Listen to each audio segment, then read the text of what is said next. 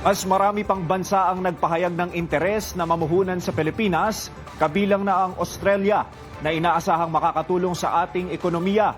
Kaya naman ang Australia-Philippines Business Council nananawagan na dapat mas unahin ng bansa ang ekonomiya kaysa politika. Yan ang tinutukan ni Pia Castro Medenilla. Ekonomiya muna bago ang politika. Yan ang panawagan ng Australia-Philippines Business Council. Ayon kay APBC President Rafael Toda, maraming foreign investors ang interesadong mamuhunan sa bansa. Kaya dapat pangalagaan ang reputasyon ng Pilipinas bilang nagkakaisa at maayos na bansa. Dagdag pa ni Toda, magandang timing ang lumalakas na ugnayan ng Pilipinas at Australia. It is not, in my opinion, constructive or productive to have to dwell on what has unfortunately happened in the Philippines, and it doesn't aid to our progress or the enhancement of our relationship.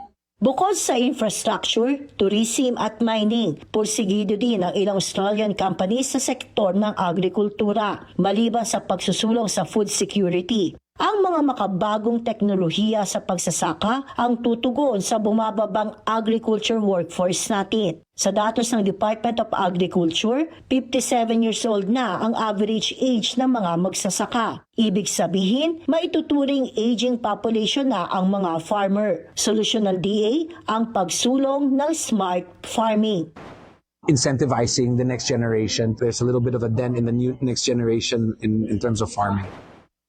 Mechanization, no? Mechanize natin ang sa pagsasaka. Nag-i-introduce tayo nung tinatawag natin na precision o smart farming. Ibig sabihin, yung iba gumagamit na ng drones. Tiniyak ni Philippine Ambassador to Australia Antonio Morales na lalo pang lumalakas ang diplomatic relationship ng dalawang bansa. Kaya asahan na ang cooperation ng Pilipinas at Australia sa ekonomiya at seguridad.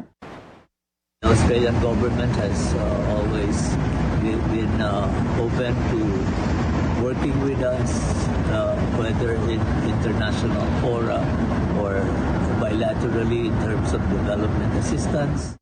Nito lamang Marso, sinabi ng Department of Finance na nakatanggap ang Philippine government ng halos 2 billion pesos grant mula sa Australia. Ginamit itong pagsuporta at pagpapalago sa small and medium-sized enterprises. Mula dito sa Australia, Pia Castro, IBC News.